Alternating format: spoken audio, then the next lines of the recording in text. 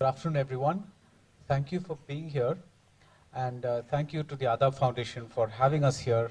And thank you to Padma Kumar and Satish Kaushik for the movie which is allowing us to have this discussion right now. I would like, traditionally the first question goes to the director because he is, as the cliche goes, the captain of the ship. But it's the producer that puts the wind in the sails. So I'm going to ask Satish ji to begin by saying, Satish Kaushik and this kind of film, you don't automatically make that transition, despite obviously a theatre background and your association with the parallel cinema movement and all that. Would you like to say how you got involved with this film? Good afternoon, everyone. First of all, I must thank Mithul to host such a brilliant festival where all learned people, writers, actors, directors, they come here. This is the 5th edition and I'm very happy to be here. Actually, you were hesitating to say that actually I belong to the mainstream commercial Chalu pictures, you know. And how come Billion Story, you know? I'm not saying Chalu. But mainstream pictures, I term them as really escapist, very entertaining and all this stuff. But I've been part of that. But to say frankly, my background is from National School of Drama. Chandigarh, actually, I started my career.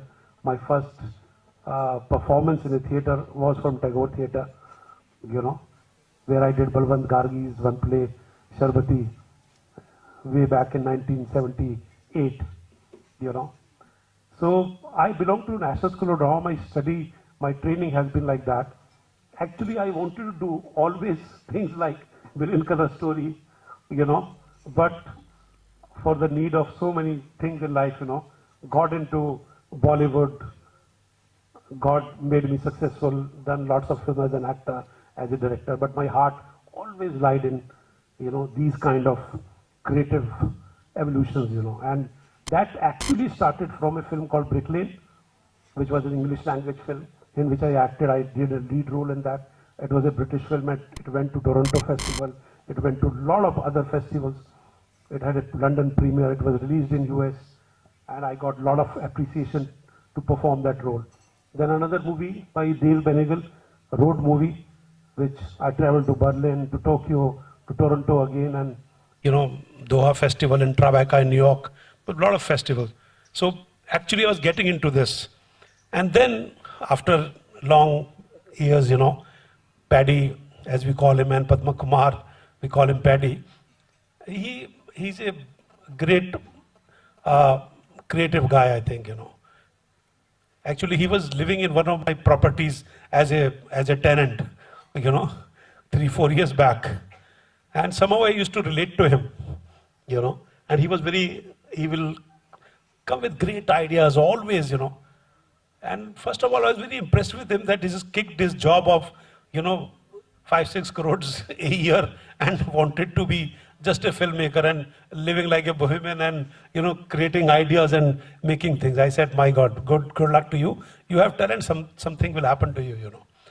And then one day he came with a Billion Color Story. Actually, he just wanted me to play a role, which I have played a small role in the film. But when he narrated me the idea of today's modern India and the whole story about it, you know, I got really touched about it. And I said, can I be part of the production team? Can I be producer of this film? And he says, sir, I would love to have. So it is not me that I produced this film, it is actually he made me a producer, you know. So I thank him for actually making a part of this gem of a film, you know. So that is how I came into a Billion Color Story. And now, after doing so many things, I will love to do, you know. In fact, he had come long time back with another story. It's called Distant Teardrop, which is set in Sri Lanka and Canada. But that didn't happen. This happened first. Now we are making that film. You know, that is our next film. But Billion Color Story, it happened like that. I'm very happy to be associated with it. It went to, it opened as a world premiere in Busan, and went to European premiere in London, and it was shown in Mami, and now our 4th stoppage is Chandigarh, you know. So I'm very happy and I'm very thankful to Padma for making me part of it. Thank you, sir. I think one of the, after hearing the story, I think everybody who's seen the film is going to wonder about that one scene in the film where you're there as exactly the opposite kind of producer, where you don't seem like the kind of guy who would sponsor a film like A Billion Color Story. So, I mean, how did you feel when Padma asked you to play that? You know, after agreeing to be part of the film, you were playing this exactly opposite kind of character? How did that feel? Actually, Padma knew very well that I know all these producers which was shown in the film. The kind of role I've played. With my 40 years of experience, I will know how producers behave to a young filmmaker, you know. I know it very well. How they kind of chew them left and right, you know.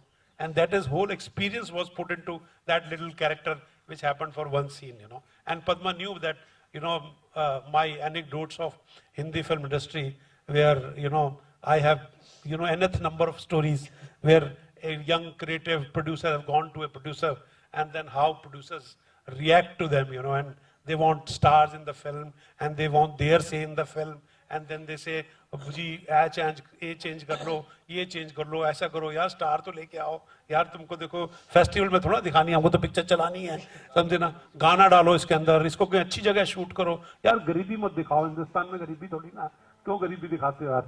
तो मतलब हर चीज वो producer जो होता है ना, वो पूरे फिल्म मेकर को खा जाता है पूरी तरह, because he is only interested in his business, you know. तो वो मेरे को एक्सपीरियंस था और इसीलिए उस रोल के अंदर मैंने अपना जितना एक्सपीरियंस था, मैं खुद ऐसे प्रोड्यूसरों को बहुत मिला हूँ, तो वो चीज मैंने इसके अंदर डाली. And paddy knew that I, the thing was that it was just a brilliant scene written by him. So, Paddy, let's come to you. There is, I'd like to begin by talking about a meta layer in the story, which is the story. There's this very idealistic filmmaker who goes about making a film that he thinks, that he hopes will heal what is India today. And the film that you've ended up making is kind of that same film. So it's like there's this film within the film about your efforts to make something like A Billion Color Story. Can you talk a little about that? Yeah. You know, first of all, I'm not being formal here. I'm really glad I'm here, actually having this chat with you and to sit in front of this really erudite audience in Chandigarh. And thanks so much, Mithul, for calling us over. You know, it's nice to feel like an artist. Yeah, coming to your question, you know, Bharat, this, to start with, you know, when I wrote the story, I didn't go to a single producer. I just started making this. Now, I'm just lucky that I happen to know Satish ji, and I was his tenant. And while I vacated his apartment a few years ago, I stayed on in his life. So the fact that he came on board is a huge stroke of luck. Otherwise, I was going to go all the way to make this film myself, because it's just a story that I wanted to tell. And you are right in a sense. You know, I am an idealist. I believe very deeply in the goodness of human beings. You know, because even today, with all this carnage of demonetization and all that, there are still some very human stories that are happening. People are helping each other. You know, grocery stores are giving food for free. That kind of stuff is happening. Vegetable vendors are saying, I have the change. They're giving it to middle class people and saying, I'll give you some change. So there is a lot of goodness also. And I feel that, yeah, as artists, if we can even awaken a little bit of conscience or a little bit of goodness, because I think all of us are fundamentally good people. If we make them just connect in a small way, my film is really, really small little attempt. In a small way, if we can get them to connect with their better side, and if you happen to make at least a few people, you know, rethink the way they think, I think it's a great journey, you know. It's a start somewhere.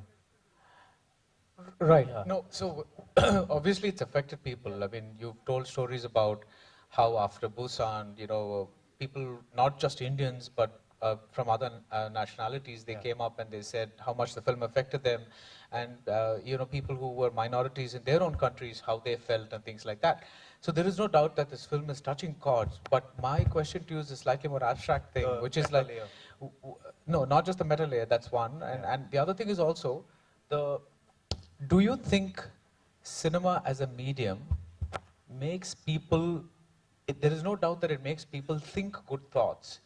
But do you think that those good thoughts get converted into good deeds? Or do they just think about it, come home, and then the next day happens, and then they go back to being their own selves? You know, I think our country, for one, we are a super filmy country. I remember watching Ghayal and walking out feeling like I'm Sunny Deol. For a couple of days, I had a swagger.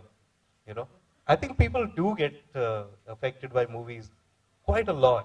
You know, more than we give them credit for. Okay. And you know, there are people who dress like the people they see in the movies. They behave like the people they see. I, in fact, know a person who lives and talks like Amitabh Bachchan. He's become left-handed. And if you call him, he speaks like Amitabh. But so they have it has a huge impact if the movie is right. So when those kind of things have an impact, why not say a different kind of story and see whether it has an impact? So no, definitely this is not about the Yeah. see, but there is a difference between the things that you talk about, which are more the physical or the superficial aspects of films, which is But glamour. you're talking about the behavioral aspect. Yeah, Yes. so that's what I was Yeah. interested in. Yeah. I believe so, Bharat. I really do believe so. Okay. You know, there are people who think about a movie for a very, very long time after they've seen it. There are films that actually change the way people treat their own parents. You know, people that, movies that actually show people, say a movie where someone ill-treats his parents, and he's shown a film where the main protagonist ill-treats his parents, or, and where he's seen as the bad person. And I come from advertising. I've seen 30-second commercials actually change behavior. You know, anti-smoking ads that have actually worked and stopped people from smoking. And we have created a few of those. So definitely all of this is stimulus, and films are actually 2 hours of telling a story. Definitely there is an impact. Maybe not as wide-ranging as we would like it to be, but it's a start. And I've seen this happen. 20 years in advertising, and I've seen people, why do people go and buy a certain thing? Why do people change their behaviors? Why do wife beaters think twice before raising their hands? It's just one ad, and these things happen. They do work. Let's hope so. And without giving too much away about the story for those who haven't seen the film, can you talk a little about the title? It's a very unique and intriguing title.